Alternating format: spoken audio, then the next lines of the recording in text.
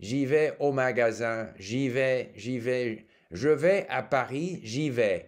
J'y. Hi there, Steve Kaufman here, and today I want to talk about French pronouns, my favorite French pronouns. Remember, if you enjoy these videos, please subscribe, click on the bell for notifications, and if you follow me on a podcast service, please leave a comment. I do appreciate it. So, why am I talking about French pronouns? Well, I was thinking the other day about what I enjoy about different languages and what I think makes me feel comfortable, natural, native-like in speaking these languages. It's not the use of slang, because slang can vary from region to region. Very often it's not appropriate to use slang unless you're really comfortable or until you're at a stage where you're confident that you can use it and it's going to be appropriate in a particular situation. And if you are that way, please go ahead and use it. I am perhaps conservative, my age, whatever. However, what I find really works well in different languages, there are usually sort of these little details that make your language more native-like, more elegant, and make you feel more comfortable in the language. So you know that I focus on input. The language has to come into you. Lots of reading and listening. However, there is that a certain amount of time that we should spend, in my opinion, on some of the details of the language. I've spoken about this before. So when it comes to French, I happen to like two French pronouns, I and en. Okay? Now, pronouns, there's lots of pronouns in French. They work differently than in English. French has gender. So, you've got a pronoun for il. First of all, our main pronouns, you sort of as a subject of a sentence, je, tu, il, elle, nous, vous, il and elle, they're, the most common ones. Then we have the pronouns, when it's a direct object, and then an indirect object, and even there it varies, à elle, I give it to her, but je lui donne, there's no à. And these are all things well worth learning. Celui, like it's a demonstrative pronoun, celle-là, celui-là, but none of those are my favorites. My favorites are I and en. And I've even done a little lesson in Link about I and en, and I'm going to show you a brief walkthrough of this lesson before I go any further, and so that for those of you who are studying French, you can see how I've composed a little lesson using only I and en, and I'm going to go through saving words and phrases from that little lesson. Okay, so here I am in my French page on Link. I just uploaded a lesson, mes pronoms favoris, I et en. So I click on this and I open it up. And we will go back to the beginning.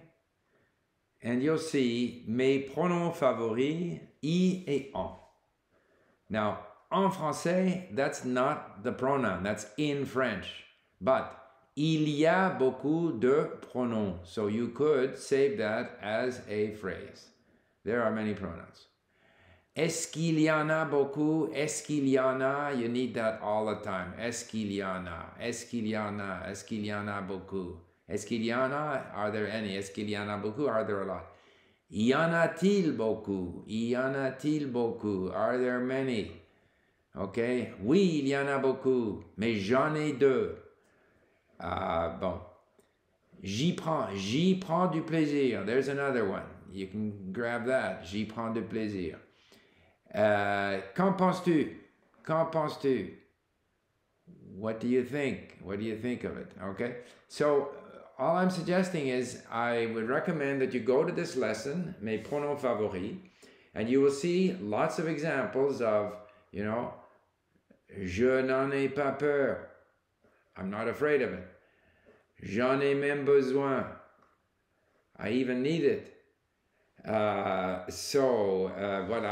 Est-ce qu'il y avait du pain? Oui, il y en avait. Pendant que j'y pense, which is a very good phrase, while I think about it. J'ai laissé ma carte de crédit. J'aurais dû y penser plus tôt. J'y vais tout de suite. I'm going right now. Okay? So I just used this example of a lesson that I created to illustrate how useful the I and the en are. It makes your French more elegant And I suggest that when you come across E and A in your reading at Link, that wherever you, and unless maybe you're already quite proficient at using these two little pronouns, please save them. All right, now you have seen the lesson. You've been exposed a bit to E and A. Let me explain E and A. E basically means to a place, to a thing. J'y vais au magasin, j'y vais, je vais à Paris, j'y vais, j'y. And it also sometimes can mean of it. So, en normally is of it or about it. J'en ai beaucoup, I have a lot of it. J'en ai peur, I'm afraid of it. J'en ai besoin, I need of it. J'en ai besoin. And then we can combine the two. And il y en a, there are some. Il y en a, y en a-t-il. So it's not a big deal, but it's different from what we do in English. There are other handy pronouns in French. I was thinking, for example, of the word on. On, which, I don't know, it sometimes translates into English as one. On peut s'imaginer, one could imagine, on peut. But on often means we. On ne veut pas, non, nous, on veut pas. Nous, on veut pas y aller. Y aller, y again. Nous, on veut pas y aller. So it can mean like we. But it can also mean they. It's kind of like a substitute. On dit, people say. On dit que, voilà, quelque chose. Which, interestingly enough, reminds me of, so on dit, people say, they say. On dit can also mean we. And I was struck when I was in Brazil, because in Brazil, in French, or at least in Spanish, you say la gente is the people.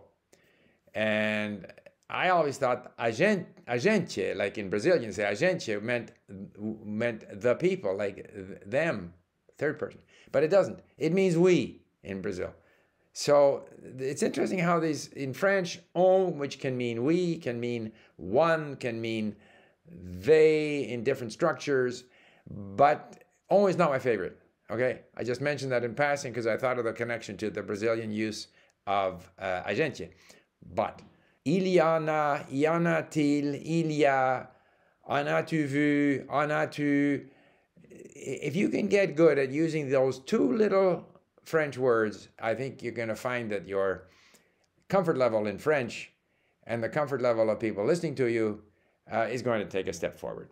So, a small item, I thought it might be of interest to those of you who are interested in French. You know, and just a last thought, you might find it interesting to look at a video that I did not too long ago where I talked about difficulties in learning French, and another one where I talked about how I learned French. So particularly if you have thought about learning French, you might find these two videos useful. So thank you for listening. Bye for now.